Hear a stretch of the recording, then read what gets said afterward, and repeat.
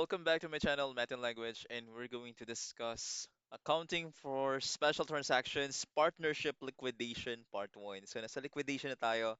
Ito na yung last part ng partnership accounting. Okay, so the first topic that we're going to discuss is lump sum versus installment liquidation. Mm.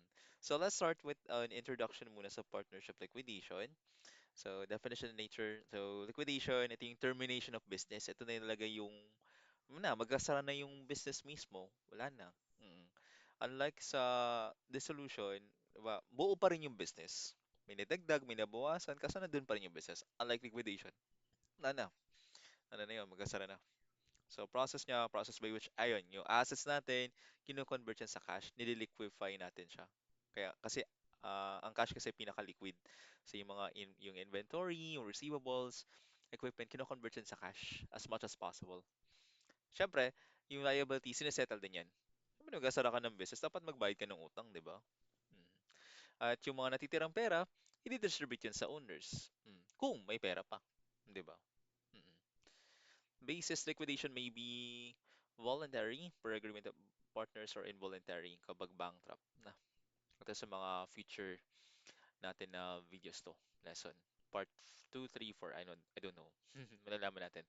So, winding up process, yun nga, conversion of non-cash assets into cash, realization. The timing of realization determines the manner in which the liquidation of claims is carried out. Okay, so methods of liquidation. Lahat ng non-cash assets are sold simultaneously. Or within a very short period of time. Nga pala. So may dalawa tayong methods of liquidation. Lump sum at installment. Ito pala yung topic natin. Oo. Dapat malaman natin kung ano yung pinagkaiba ng lump sum sa installment liquidation. Almost parehas lang sila. May mga konting-konti lang silang pagkakaiba. Okay, possible when there's a contracted buyer of all non-cash assets or the assets are sold on a package deal basis. Okay. So installment liquidation naman, it takes time to convert all assets into cash. So, it will take time daw. Hindi siya agad-agad na ano na agad, sarado na agad yung business. So, yung partner's claims are settled on installment basis as cash becomes available. Okay. But of course, dapat mabayaran mo na yung liabilities. Liabilities muna. Mm. Okay, so realizable value as malalaman naman natin yung pinagkaiba niya sa problem solving na gagawin natin. Another one, okay, comparison tayo, lump sum versus installation. Pag asset conversion, lahat ng non-cash assets are converted to cash. Yes. Pag installment naman, some daw are converted. Kasi baka hindi pa kasi ready yung iba na ma-convert. Katulad ng inventory, di ba? Hindi pa mabenta. Or yung ibang asset na hindi pa mabenta. Gain or loss allocation. Total gain or loss on the sale is allocated to partner's capital based on P&L ratios. Okay?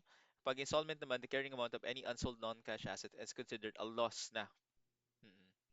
And allocated to partners' capital based on P&L ratios. Pag hindi pa nabenta, loss na yun. Huwag na natin iyan pa. Liquidation expense, actual expenses are allocated to partners' capital based on P&L ratio. Mm, Actual lang.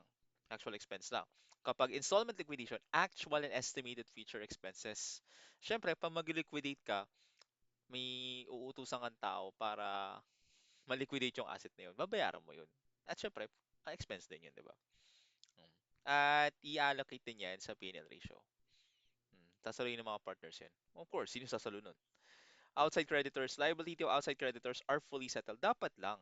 Oo. If you remember, sa law on partnership and corporation, sila ang priority. Outside creditors, sila yung unang babayaran. Hindi yung partners muna. Okay? Kanyari, may natirang pera na 200K. Bayaran nyo muna yung mga may utang sa inyo, outside creditors. Ang next naman is inside creditors. Ito yung, kunyari, si A, si B, ABC, di ba? Si B, meron siyang receivable doon sa partnership. So, dapat mabayaran mo na si B. After mabayaran ng outside creditors, ha? So, inside creditors, liabilities of inside creditors are fully settled. Kapag installment liquidation naman, liabilities of inside creditors are partially or fully settled, but only after the full settlement of outside creditors. Ito ang kakasabi ko lang kanina. Distribution to owners. So, yung natitirang pera, ay distribute to the owners in full settlement of their interests. Kapag sa installment liquidation naman, remaining cash is distributed to the owners as partial kasi hindi pa nga tapos, installment pa nga lang siya. Mm. So, settlement of claims order priority, ito nga yung kanina, una nyo babayaran outside creditors muna. Ito yung nasa law on partnership and corporation natin nung second year kayo. Second year kasi sa amin eh. I'm not sure sa inyo. Inside creditors, siyempre, um, kung may payables sa partners for loans, babayaran na siya. At lastly, yung natitirang pera, madi-distribute na sa mga partners. Right of offset, so loan payable to partner has a higher priority than the partner's capital balance. Ito nga yun. Mas higher priority ito kaysa sa number 3. Application, the legal right. Offset allows the deficit negative balance in a partner's capital account to be offset by a loan payable to that partner. Okay. So that's problem solving. Lump sum liquidation tayo. Ito yung ano, um, meron tayong pattern dito or mga information. Yung cash dito, 20,000. Okay, partner to. Partnership to. Accounts receivable, 70,000. Inventory, 110,000. Equipment, net, 300,000. Total, 500,000. Ito yung asset. Asset yan. Liabilities tayo, 30,000. Payable to be, 20,000. Tapos, ito yung mga capital nila. At yung P&L ratio. Kay A, 20%. Kay B, 30%. C, 50%. 100,000. 100, 150, 200. Equity. Okay, so 500,000, yeah. Of course, A asset is equal to liabilities plus equity. Okay.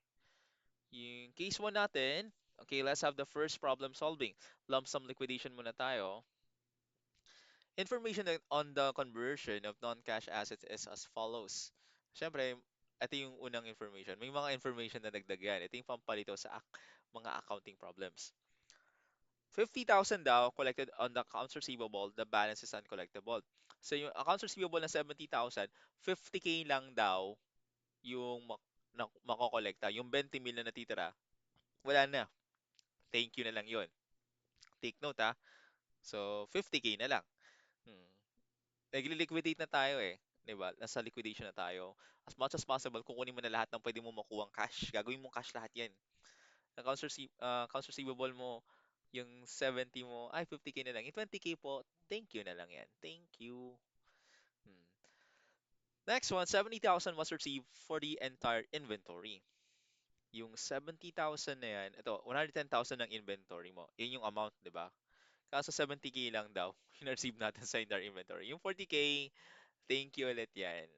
Bye-bye. Wala na tayong makukuha dyan. 70,000 lang. Lugi, di ba?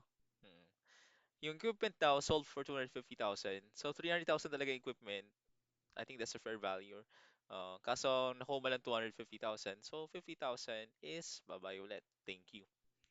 2,000 liquidation expense were paid. Siyempre, may utusan kang tao para mag-liquidate nun. Di ba?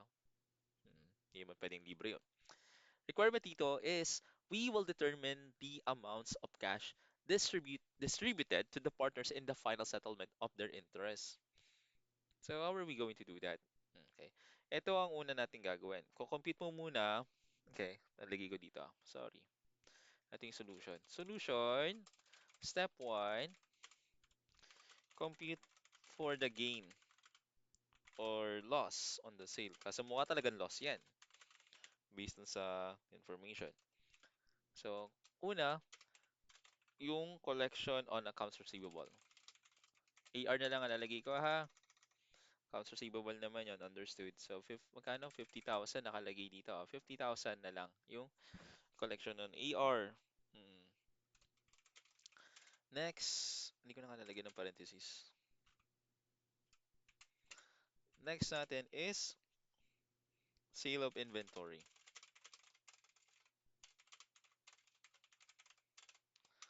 Ang sale of inventory natin dito nakalagay ay 70,000. Mhm. Next we have is yung equipment. Equipment, nabenta siya ng 250,000 lang. Yan.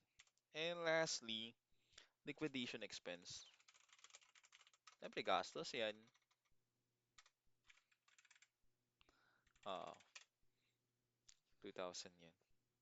Net cash, yung makukuha natin net cash proceeds dito, magkano? Add na lang natin. Ayusin ko lang to. Alright. Gamit ko calcu 50 plus 70, 250 plus 2, 372,000. Sorry. Ano pala to? Liquidation expense. Negative yan. Siyempre, magbabayad. Kasi di ba ito na-collecta mo, na-collecta ang cash yan. Ito bayad. So, negative to. So, that will be, calculating ko ulit. 50 plus 70 plus 250 minus 2, 368,000. Hmm. Ang tawag dito, this is the net cash proceeds. Yeah, 368,000. Okay. Sir, ano pong sunod? Ang susunod dyan is mag-less tayo ng carrying amount of non-cash asset. Mm-mm. Para malaman natin kung lugi ba tayo o nag-gain sa pagbenta ng mga pag-realize or pag-liquidate ng mga assets na yun. Okay, so less natin carrying amount of non-cash assets. Magkano yun? Ito, 7110 300. Hindi mo isasama ang cash kasi non-cash nga eh. So, 10 plus 300, 480. 480,000. So, yan. Tapos, lagi tayo ng ano dito.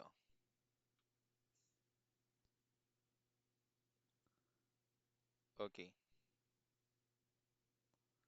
Meron tayong total loss. Sir, bakit loss? Kasi, ang carrying amount mo of non-cash assets is 480. 480 yan. Kaso, pag niliquidate mo siya, ang nakuha mo lang 368. Lugi ka. 'Di ba? Oh, parang benta mo ng palugi. Eh, kailangan mo na talagang ng pera. Kailangan mo na mag-liquidate eh. So, that's, calculate na nga lang. 480, 368 minus 480, 112. So, 112,000 to. Mm, yan. Yun yung total loss natin. Ay, lagyan ko lang ng parentheses. Yan. In step 2, ngayon, i-allocate natin yung gain or loss dun sa partner, sa mga partners' capital balances. Kasama na rin natin yung payable to be. Okay? Kasi may right siya to offset eh. Isama na rin natin to. Mm. Allocate natin to. So, first thing, capital balances ng A, B, and C, that will be 100, 150, 200. Sorry, 100, 150, 200. And nasa ano yan? Given yan, ha? Given yan. 1,000, 150,000, at 200,000. So, total niyan is 450,000. Okay. Payable to be, right of offset. Siyempre, kailangan niyo makuha ni V, 20 million. Hmm. Sir, bakit yung accounts payable? Mamaya na yan.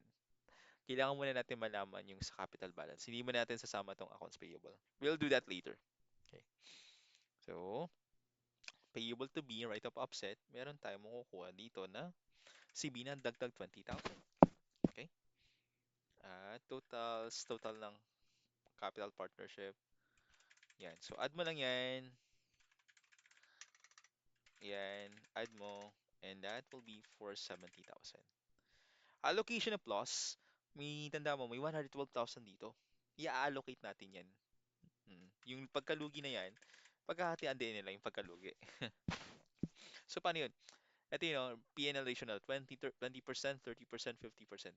Nandito po yan sa given. Mm. Kunin mo yung 20% ng 112,000, that's 22,400. Yung 30% ng 112,000, oh, mali ako napindot, sorry, 33,600. At yung 50% nito, 56,000. Yan. Yung amounts received by the partners, ang gagawin mo dyan is add mo lang tong dalawa. Wag mo na isasama to kasi total na yun eh. 100,000 plus 22,400, That's... Ay, sorry. Loss pala to, no? I forgot. I really forgot about it. Mm. Niligaw na ng parentheses kasi negative eh. Loss kasi yan. Sorry. Mm. Yan.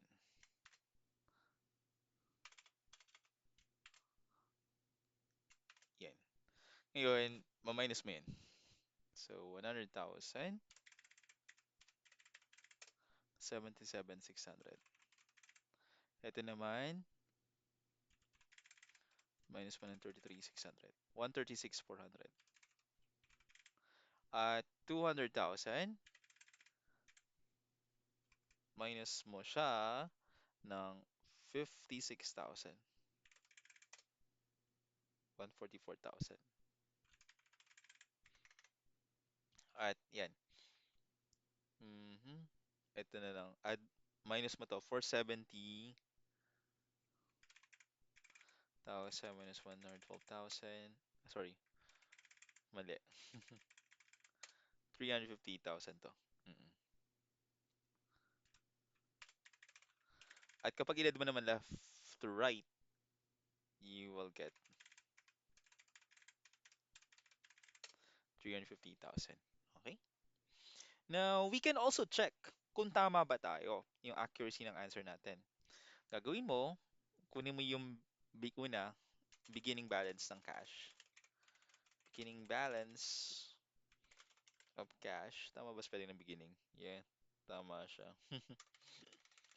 Kano ba yung beginning balance ng cash natin? 20,000, 20,000. Tapos, yung net proceeds niya.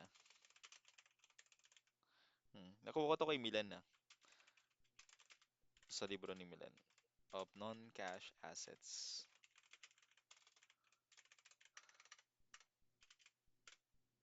That's 368,000. At mag-less din tayo. Yung payments to outside creditor. First, ito yung AP, accounts payable natin. Magkano yan? That will be 30,000.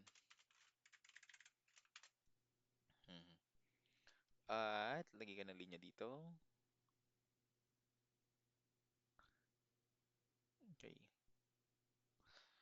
And that will be cash available for distribution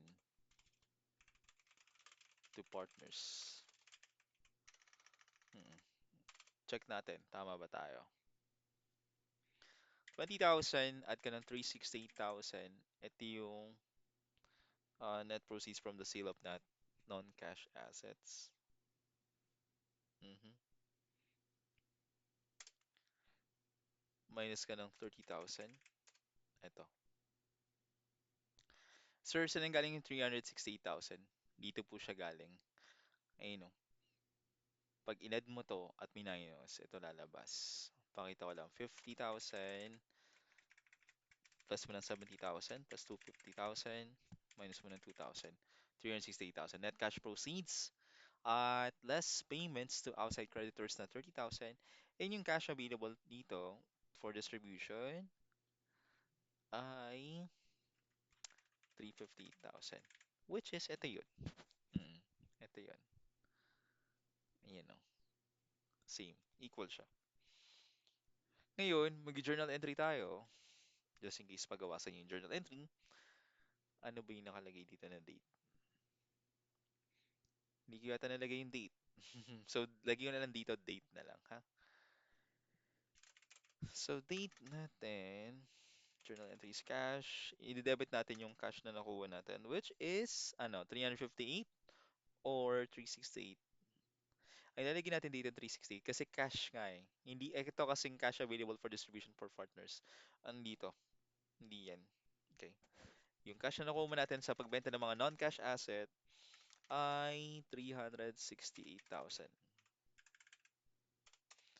Mm. Ngayon, i-credit mo na yung mga ibang asset. Receivables natin, credit natin siya for 60,000 ba? Ito, saan ba yun? I-credit natin siya for 60,000. Kasi, sorry, made a mistake. It should be fifth, um, eto, yung original. I-credit mo yung original. 70, 110, 300. Hmm. 70, tapos, ang tawag dito, yung equipment. Magkano yung equipment na original? 110. Ay, sorry. 300,000 yung original.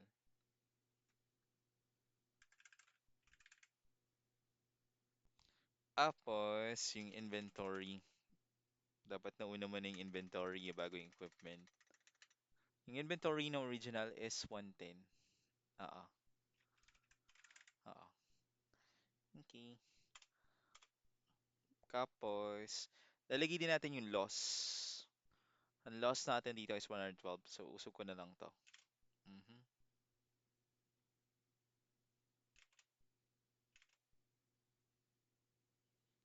Igay ko na lang dito.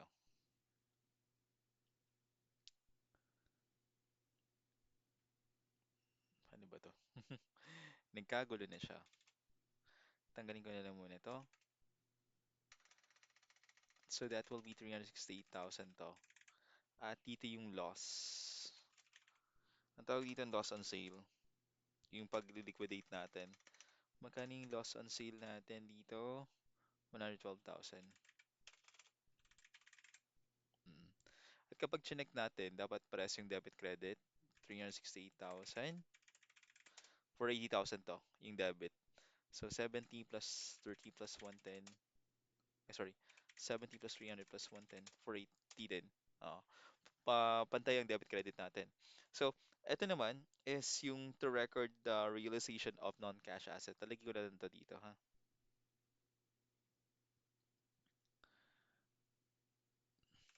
To record the realization of non-cash assets. Hmm. Next tayo.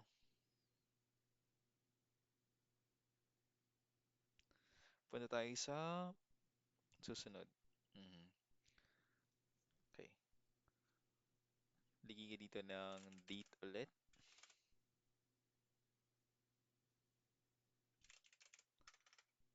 Mhm.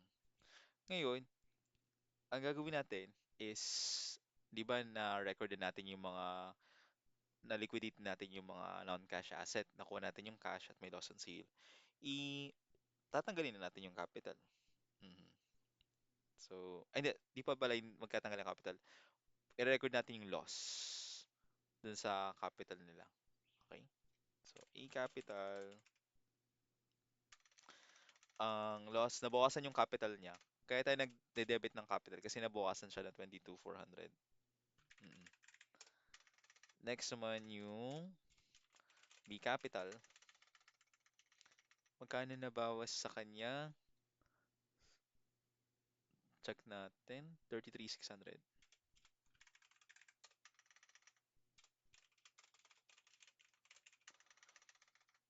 Mhm. That will be 56,000, di ba? Oo.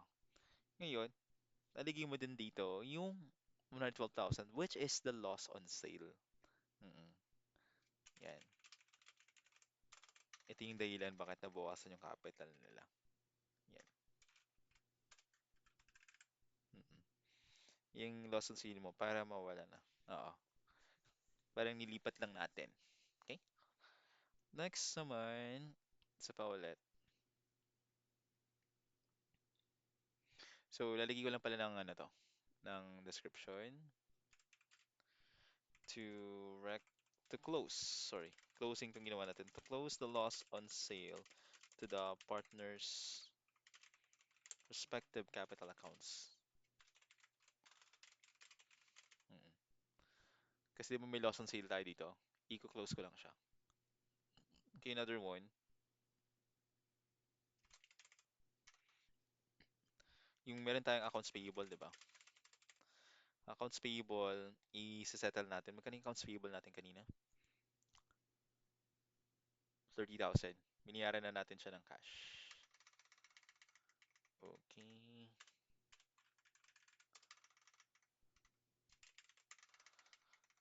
That will be 30,000 then. Okay, description tayo. That will be to record the settlement of liability to inside creditor. Sorry, to outside to outside creditor. Oo. Hmm. Yun naman sinabi kong ilan eh. So, lalagyan ko na lang may S na lang. Okay. Another one. Siyempre, ito muna, di ba? Lagyan natin to. Yung date dito. This will be like, yung payable naman kay B. Mm-mm. Magkano yung payable kay B? That's 20,000. Ito yun, no? 20,000.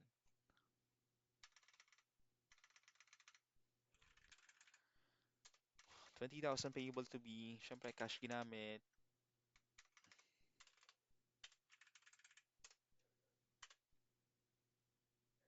Yan. Okay. So, dito naman, mm, tapos na tayo na-record na natin yung loss on sale. Wala na natin, yan na, credit ko na yung mga non-cash asset. Nakuha mo yung cash. Tapos, nilagay ko na rin yung loss on sale. Kinulose ko siya. Kasi di ba nabawasan yung capital na lang. Para ma-close lang. Accounts payable, ito yung outside creditor. Ito naman yung inside creditor. At tatanggalin na natin yung, anong tawag dito? Yung mismong, kasi liquidate ng partnership, di ba? Hindi mawawala na yung capital. Yung tatlong capital. E-capital, tanggalin na kita. That is, magkano capital niyo ulit? 77,600. Mhm.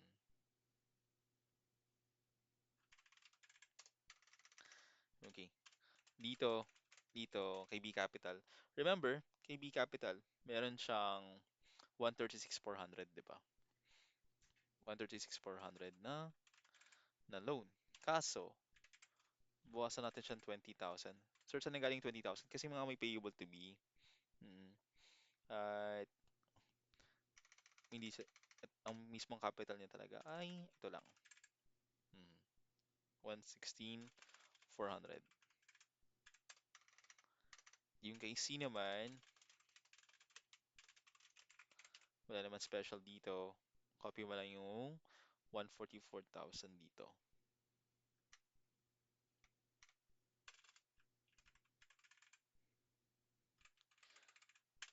And yung dulo, that will be yung cash. Is na-distribute na yung cash, di ba? So, from 358K na cash na yan, babawas mo yung 20K na pinabayad natin kay B na inside creditor. Kaya ito ay 338,000. Kaya itong 20,000 na yon dito galing yun. Pag check mo, dapat equal yan. Check natin. 77,600, 338,000. Diba? So, tawag dito sa description ng journal entry natin, it will be like to to record the settlement.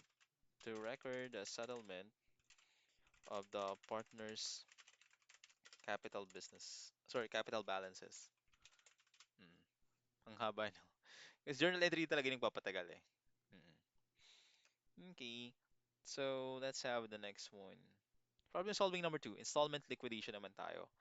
So, same naman din yung pattern natin. 20,000 cash, accounts receivable mo 70,000, inventory mo 110,000, equipment net 300,000, total is 500,000. Accounts payable 30,000 outside creditor to, payable to be 20,000, capital net 20, 30, 50, 100,000, 150,000, 200,000 respectively, and um ba- total na tawag dito, asset and or liabilities plus equity ay 500,000. So same pattern but assume that the partnership will be liquidated over a prolonged period of time. So installment to. Distributions to the partners will be made as cash becomes available. Information in the first conversion of non-cash assets is follows. So ito muna.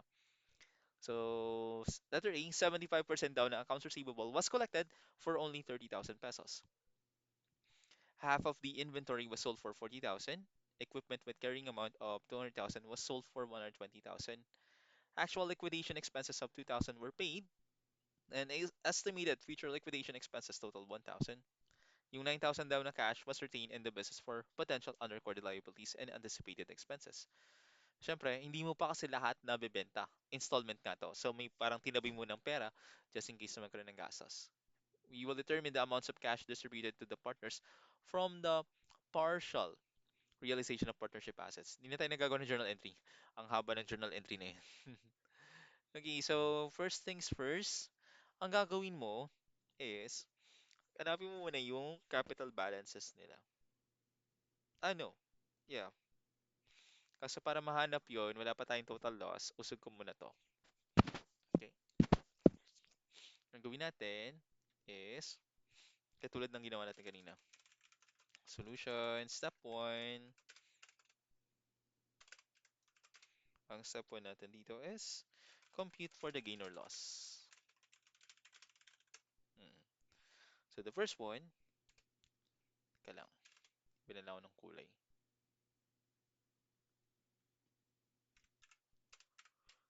Ang A natin is collection and accounts receivable.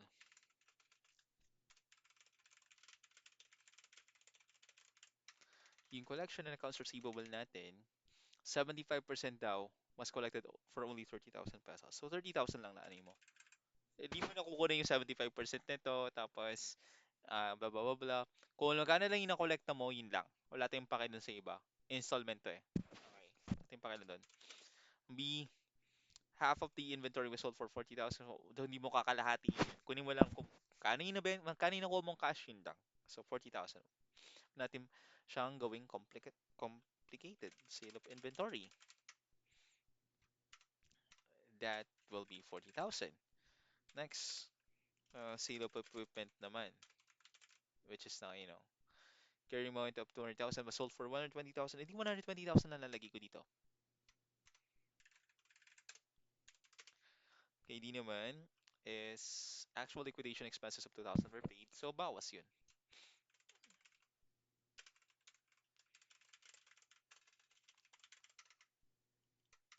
Outflow to ng pera eh. Outflow to ng cash. So, 2,000. Next is estimated liquidation expense. Nasa given yan ito. Total 1,000. So, outflow yan ng cash. Bawas mo yan. Letter F is cash retained for future expenses. That will be 9,000. Bawas mo din yan. Okay. So, napin natin yung net cash proceeds. Usog ko lang to. One moment. Okay, nausog ko na. Nalagay ko dito yung... Ang total dito, ang tawag dyan ay net cash proceeds. Mm. Mismong cash na nakuha natin. Oo. Sa prep, babawas mo na yung expense dyan. So, that will be gamit ka ng CalQ, 30,000 plus 40,000 plus 120,000. Minus ka ng 2,000, minus ka ng 1,000, minus ka ng another 9,000, and you got 178,000. Mm. Okay. Ngayon, mag-less ka dito. Katulad na ginawa natin kanina, less mo yung carrying amount of the all non-cash assets. Mhm. So, ano yung carrying amount of all non-cash assets? Ito, 70, 110, tapos yung 300k. Ito po. Huwag mong papansinin yung cash, hindi yan non-cash asset kasi cash nga yan. Ito lang yung non-cash asset na nakikita ko. 7110 plus 300, 70, and 480. So, lalagay mo dito ay 480,000. Hmm. Negative yan ha. So, lagay pa ako ng ano dito, linya.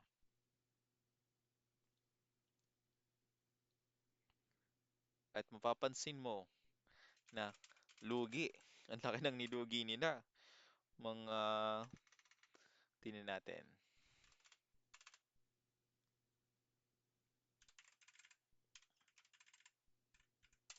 That's 302,000. Ito yung lugi nila. At i-allocate mo yan sa P&L ratio ng bawat partners. Mm. So, napansin natin na similar to. Itong procedure to, similar siya dun sa lump sum liquidation. Tapos, nakita mo, di ba, estimated liquidation expense, binawas din natin. Yung cash retained for future expenses, binawas din. Okay. Ano pa ba? Yung mga unsold non-cash assets. So, napansin mo dito, ba't may 75%? Di mo natin kinuha 75% dito. Wala tayong paki dun. Basta yung mga hindi pa nabibenta, losses na agad yun para ma-allocate natin sa partners' capital balances. Okay? So, pinag-compare mo lang net cash proceeds at yung carrying amount, total. Siyempre, na negative yan, loss yan. Hmm. Ito yun eh. Ito dapat, ito yung presyo dapat ng non-cash asset. Kaso nakuha mo lang 178,000. Di ba? Lugi ka. Ngayon, yung lugi na yan, i-allocate natin yan. Capital balances, kunin ko muna yung itong pattern para hindi na ako mag-scroll up, scroll down. Ito siya, di ba? So, let's start with this one. Capital balances natin ay same naman din, 100,000, 150,000, at 200,000, and total natin yan ay 500,000. Meron ba tayong payable to be? Yes, meron din. Nakalagay dito, 20,000. Nakalagay natin yung 20,000 dito. Okay? At ito rin.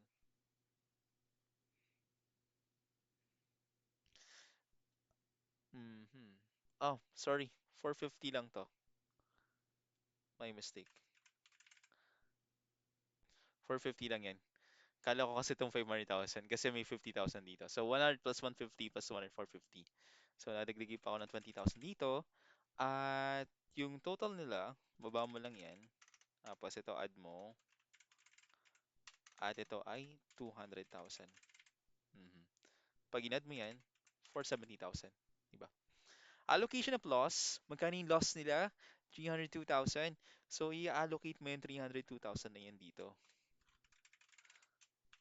Yes. Mhm. So, paano yung allocate yan? 20%, 30%, 50%. So, kunin mo yung 20% ng 302,000,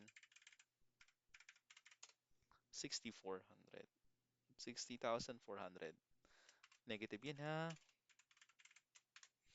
30% nito, 90,600. At yung 50% nito, 151,000. Okay. Yung amounts received by the partners, yung total, minus mo dun sa allocation of loss para makuha mo yung makukuha na amount ng mga ma-receive ng partners. Yan, tinagalog ko lang. 100,000 minus mo na 6,400, that is 39,600. At ito naman, yung 170,000 minus 9,600, that is 79,400. At lastly, 200,000 minus 151,000, that's 49,000. Hmm. Add mo yung tatlo,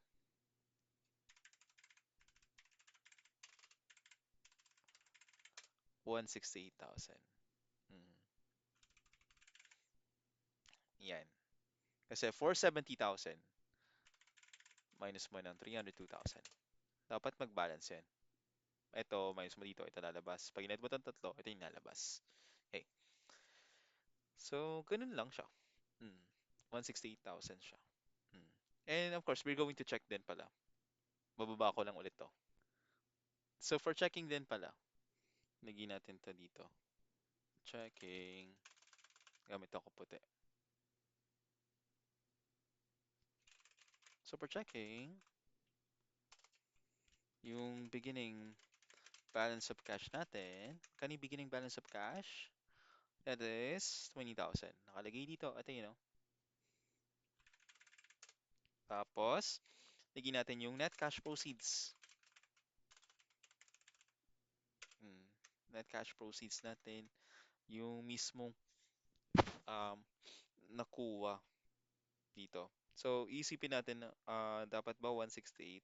Kaso, kasama din kasi dito yung net cash, net of all costs and cash um, retention.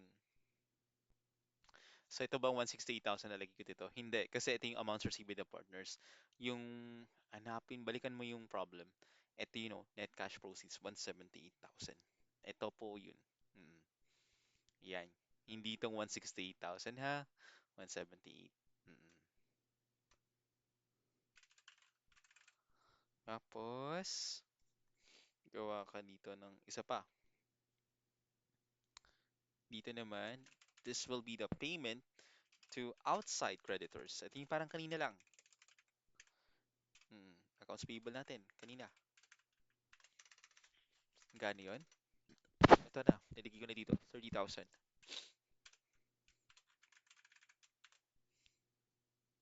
Mhm. At yung total natin dito, yung total niyan, that will be cash available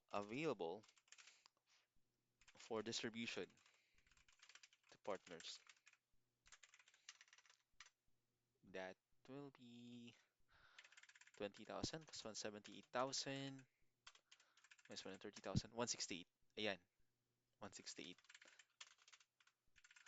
Which is, tama tayo. Balance yan. Diba? Yung beginning balance of cash mo, dito po galing at 20,000. Yung net cash proceeds, dito yan sa solution natin. Ito. Hindi to hindi itong 168,000 ha. Dito po yan sa, ayan, yung mismo nakuha mong cash. Tapos, ibabawas mo na rin yung mga expenses. And lastly, yung payment to asset creditors na 30,000, ito po yun. Pag inad mo yan at may minus 168,000. Okay? Let's have another problem solving. Okay. Problem solving number 3. Lump sum liquidation example 2. On January 1, 2001, the partners of ABC Corporation decided to liquidate their partnership. The following information was made available. So, same din. Ito yung pattern kanina, 20,000. Aha, same din ba? I think so. Hindi, nagkaiba lang. Wala na yung parang payable to be. Mm-mm. Oo, nagkaiba lang. Wala nang payable to be. Kasi ito yun eh. Diba? May payable to be. Ito, wala nang payable to be to. Kaso, almost the same lang siya. Yung accounts payable mo dito ay 30,000. Okay. There's a typo here. Dapat 50,000 to. Kasi pag inad mo to, dapat 500,000 yan eh. Typo to ha. 50, 100, 150, 250, 150, 300, 500. 50,000 yan ha. Okay. So, may nakalagay dito. A third party offered to buy for 480,000 the partnership assets including liabilities but excluding cash. But after the following assets are revalued to fair values. Mm. So, yung accounts receivable mo, na-revalue siya sa 245,000 from 70 to 45, inventory to 75, equipment 322,000. Determine the amounts of cash distributed to the partners. Kasi tandaan nyo, may bibili na eh, na third party, 480,000 na to. Oo.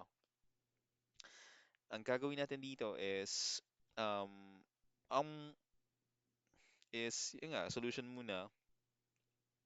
Lagi ko ulit yung solution natin dito. Solution mo, yung net proceeds muna. Net proceeds from sale of assets and liabilities. Lalagay ko ng 480,000 dito. Mm. Yung carrying amount of net assets sold. Carrying amount ng net assets sold ay add mo lang to. 7110,300. Tapos, maminus mo yung accounts payable na 50,000. Ganito yan. Pag inad mo itong tatlo, That's 480,000. Kaso meron kang accounts payable din. So ibabawas mo ng ano to, ng 50k. So magiging 430k na lang to. Kasi ang tawag, I think carrying amount, 'di ba? Mm. Carrying amount of net assets sold. Eh, net asset nga eh, di ibabawas mo din yung accounts payable. So that will be 430k. Mm. At magiging gawin mo, nagkawa ka linya dito. Pag minus mo 50,000, 'di ba? Hindi nagka-gain ka.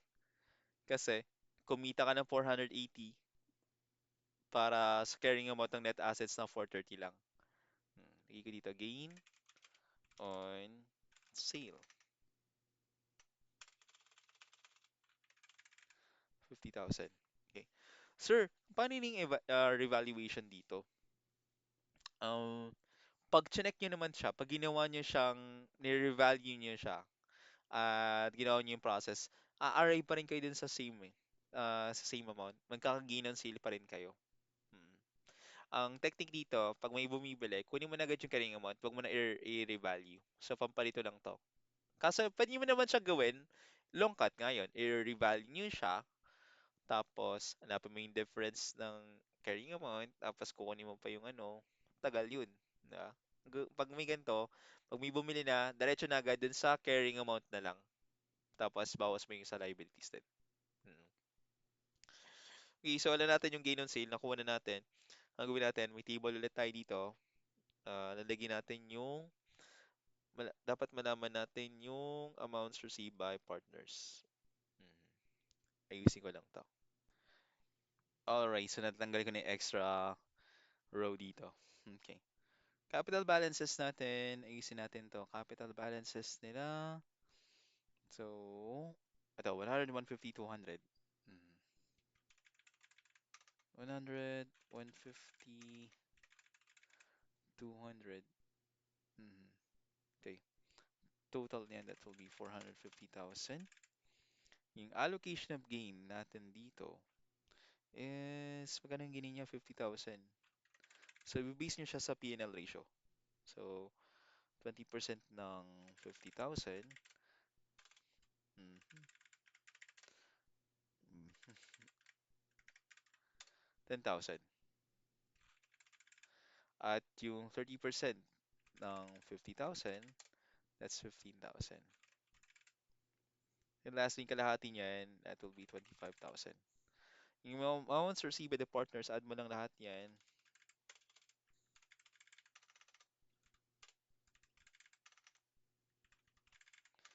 At pag add mo yung tatlo,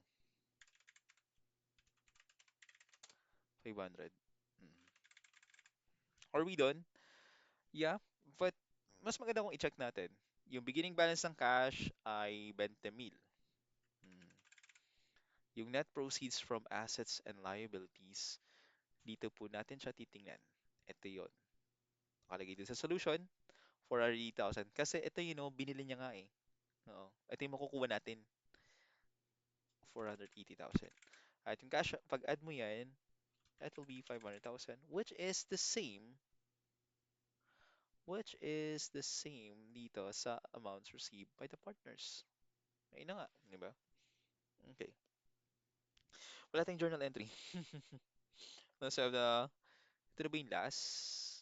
Solvent liquidation example number 2. I think this is the last part. Okay. Right. On January 1, 2001, partners A and B, typo, and B, who share profits and losses on a 3:1 ratio, decided to liquidate their business. As of this date, the following information has been determined. Yung cash daw, 20,000, other assets 480, liabilities is 50, capital na A 250, capital na B ay 200,000. Okay. O tama, 500,000 to 500,000. Tama, equal yan. In the first month of liquidation, 180,000 daw were received on the sale of some assets liquidation expenses of some assets. Okay. Like may kama pala. Liquidation expenses, nakalagay dito, liquidation expenses of 5,000 were paid. Bayad daw yung 5,000 and additional liquidation expenses of 2,000 were anticipated before the liquidation is completed. So kailangan mo i-take note yan. Yung creditors daw were paid 28,000. Available cash were distributed to partners. Determine the amount of cash distributed to the partners. Okay, may mga table din naman dito. Okay, so solution natin, as usual, gawa tayo solution dito.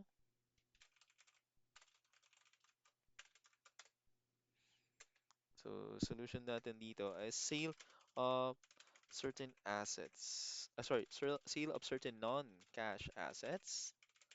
So liquidate nga natin.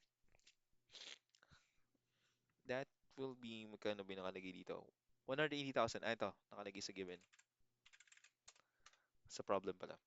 Tapos, actual liquidation expenses. Actual liquidation expenses natin. That will be, ito, 5,000. At, meron pa tayo. Estimated future liquidation expenses.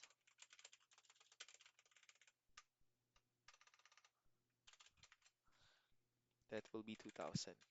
Okay? Yun. Kunin natin yung total niyan.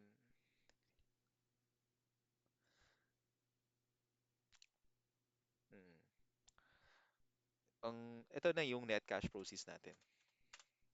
Hmm. So parang kanina lang to, di ba? Yung mga solution natin parang kanina lang. 180 minus 5 minus 2, that is 173,000. At may nakalagay dito, mag-less din tayo ng carrying amount of all non-cash assets. Ano ba yung carrying amount of all non-cash assets nito? Ah, ito, 480,000 yung other assets na hindi cash. Hmm. Bali ganito lang yan. Yung non-cash assets mo, 480,000, tapos ang nakuha mo lang 173,000, lugi ka. Di ba?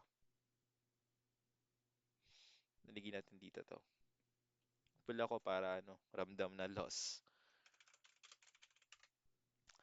So total loss natin dito, that will be 307,000.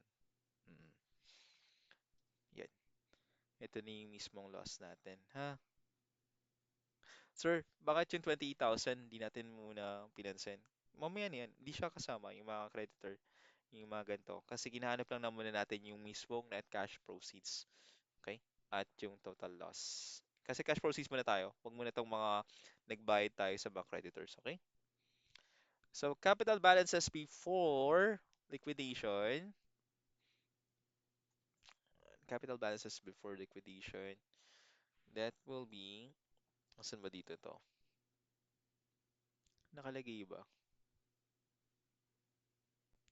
Ay, nandito sa problem. Ito pala. Ayun, 250,000 kay A, 200 kay B. Nalito ako din na. So, 250,000 kay A, 200,000 kay B. Pag tinotal mo, 450,000 yan. Allocation of loss na 307,000, dito mo manilagay at ito, parentheses, negative yun eh. Kunin mo yung 3/4. Sir, saan nagaling 3/4 pati 1/4? Remember, 3 is to 1. So, ang technique dyan, pag 3 is to 1, 3 is to 1 yan, kay A at kay B. Paano yung pag gagawin mong percent? Add mo muna yan, 3 plus 1 is equal to 4. So, 3, ito kay A, 3 over 4. Kay B naman, 1 over 4. Ganun lang siya.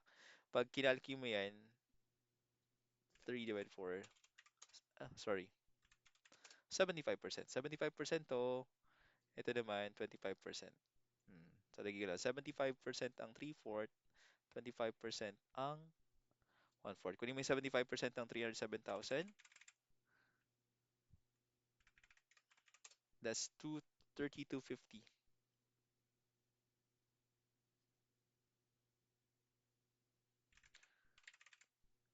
At yung 1/4 nito, 307,000 times mo ng 0.25, 76,750. At negative to ah. Negative din to. Loss kasi yan eh. At pag inad mo itong dalawang negative na to, dapat 307,000 lalabas. 307,000. Dalawang negative. Amounts received by the partners. So, kung loss yan, minus mo. 19,750. At ito naman, that's 123,250. Add mo itong dalawa,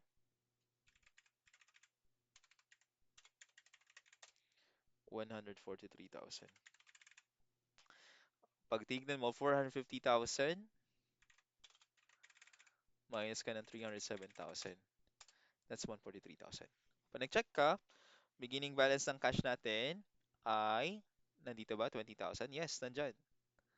20,000. Net cash proceeds, hindi itong 143. Tignan mo to dito sa solution na ginawa ko kanina. 173,000. Yung partial payment of liabilities, if you remember, yung partial payment of liabilities, andito yan sa problem. Before the liquidation is completed, creditors were paid 28,000. So nagbayad muna sila ng 28,000. Yung cash set aside for the unpaid balance of liabilities. Sir, saan galing yung 50,000? Sorry, ito. Paano natin sasagutan to? Sir, paano yun? So, balikan mo yung yung given. Liabilities mo, 50,000. Nakabayad ka na ng 28,000 dito sa creditor na. Creditors were paid 20,000. So, meron ka pang 22,000, di ba? Ito yung total liabilities mo, 50K. Nagbayad ka sa creditor mo ng 28,000. Nakalagay sa given. Ito yun. So, may natitira ka pang 22K. Isi-set aside mo yan. Okay. 22,000. So, paano to? Negative to. Ito rin negative. At cash available for distribution to partners, add mo yan, 20,000 plus 173,000 minus 128,000 minus 122,000. That's 143,000. Tumugma ba? Yes, tumugma siya. So, that will be 143,000 to. Mm. So, ulitin ko lang, paano yan? Um, ito, iba lang siya. Installment to liquidation example. So, meron tayo ditong losses ng 3 is to 1. Ito yung given, 20,000 dito. Other assets, 480. Siyempre, ito yung assets, di ba? Ito yung liabilities plus equity. Dapat may 100,000 yan. Yeah. Nag-liquidate ng 180,000 on the sale of some assets, expenses of 5,000. Ito ginawa ko. Nakuha nila ng 180,000 para ma-liquidate yung mga ibang assets. Tapos, pag liquidation, installment, di ba? Isama din natin yung mismong expenses. Pag nalagay mo lahat ng mga expenses, ito yung net cash proceeds. Tapos, yung 480,000, saan nanggaling 480,000, sir? Yung 480,000 po, ito yung mismong carrying amount ng non-cash assets. Ito yun. Dalawa lang naman yung assets natin dito. Cash and other assets. So, ito yung non-cash. Hindi siya cash eh. Ito yung cash, di ba? So, 480,000. Paano nalugi? Baka 307,000 nalugi. Mm. Kalimutan ko yung parentheses dito. Lugi siya kasi ito yung presyo ng isang bagay. Ay, presyo lang lahat. Tapos, bigla mo kukuha mo 173 lang, lugi ka dyan. So, yung loss mo, again, i-allocate mo yan dito. Kaya, nag-capital balance na muna ako before liquidation. So, nanggaling yung 250, 200, nandito po yun. Yan, copy mo yan. Ito siya, add mo. Yung 307,000, i-allocate mo, 3/4 at 1/4. Nakalagay dito kasi is 3 is to 1. So, saan nanggaling yung 3 is to, paano yun pag 3 is to 1? Add mo yung 3 plus 1, 4. Yung kay A ay 3, 3 over 4. Kay B, 1 over 4. 75%, 25%. So, kunin mo yung 75% ng 307,000, 232.50. Yung 25% nito, 76,750. Ngayon, add mo lang or minus, dahil ito ay negative, minus yan. 19,717, 19,750, minus mo to. Ito lalabas. At pag inad mo yan, ito lalabas. Pag check ka, beginning balance muna, net cash proceeds, ito po yun. Tapos partial payment of liabilities, nagbayad siya kay creditor. At yung cash set aside, meron pa kasi tayong 22,000. Total liabilities mo 50, nagbayad ka ng 28, may 22 pa natitira. add minus minus, ito yung makukuha mo. Okay? And that's the end of the lesson on, haba no? 60 minutes. And that's the end of the lesson sa partnership liquidation. Part 1 pa lang yan. Lump sum versus installment liquidation. Ang next natin, ano ba yung next natin? Check ko lang. Okay, next natin is insolvency na ng partnership. So, pa-komplikado na siya ng pang-komplikado. Okay? And if you have questions or you need of clarifications naman, please like and subscribe. Sorry, if you have questions or dito natuloy ako. If you have questions or you need of clarifications, please comment down. Again, this is James, your math and language instructor. Please like and subscribe. Laking tulong po sa akin ito. I'll see you in my next video. Next video natin, insolvency, partnership liquidation part 2, insolvency of partnership. Maraming salamat po. Bye!